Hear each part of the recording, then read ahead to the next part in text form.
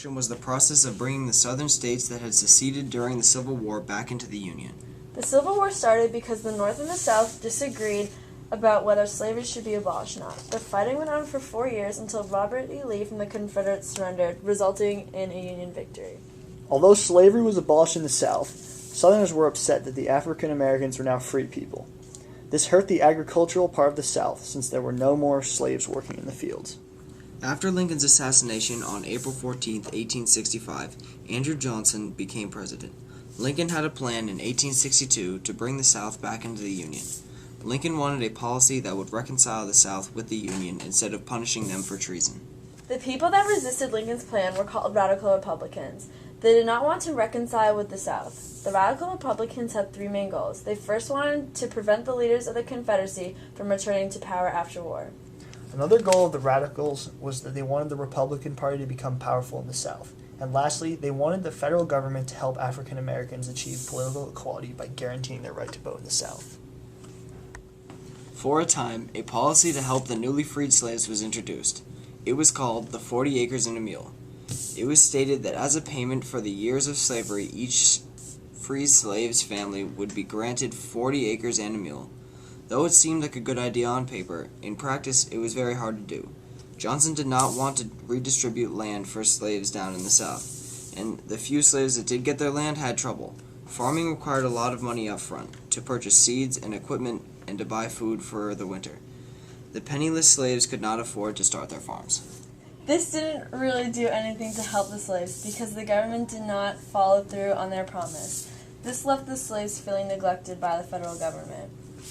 This was a step back in the freedom of slaves. The Civil War was fought, and it quickly became a major goal on the agenda to free the slaves. After the war was over, a new code enacted nearly.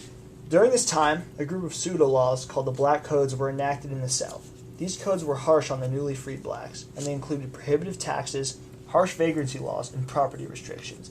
These harsh codes degraded the freedmen to a status that was similar to the slavery that they had just escaped. This was a step back in the freedom of slaves. The Civil War was fought and quickly became a major goal on the agenda to free the slaves. After the war was over, the new codes nearly brought slavery back. The issue of black equality was still left unsolved at this time. When blacks were slaves, they were seen as a valuable property asset. When they were freed, many Southerners still had a lot of resentment towards the blacks.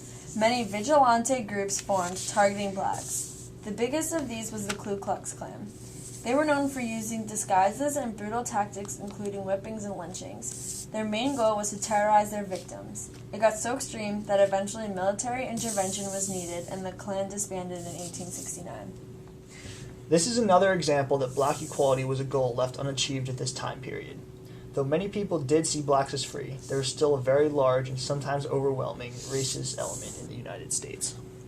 The new president, Andrew Johnson, did not help the effort. He did not do much to help the newly freed slaves, and was not fully in favor of the racial equality. During his presidency, he tried to force the current Secretary of War, Stanton, from office. The radical Republicans who opposed him passed a resolution of impeachment, but the Senate failed to convict him. The lax attitude that Johnson had did not help the Reconstruction. He had a chance to make a profound impact on the situation, but instead he did not act. This could be considered a step back because as he did nothing, racism and discrimination in the South kept increasing. In 1865, the 13th Amendment was passed. This guaranteed freedom for slaves, prohibiting the slaves or involuntary servitude. This was a step forward for fighting racism because this was the first time that the Constitution would directly address the issue of slavery instead of simply pushing it aside. 3 years later, in 1868, the 14th Amendment passed. This guaranteed slaves the rights of liberty, life, and property, as well as prohibiting states from denying blacks access to local laws and courts. This was another beneficial amendment because it joined blacks and whites under the same laws. In 1877, Congress created a 15-member bipartisan commission. It consisted of 5 Democrats, Republicans, and Supreme Court justices. It was used to decide between Duncan or Hayes in the presidential race. Since they were tied in electoral votes, the committee decided on the issue, unanimously electing Hayes to office.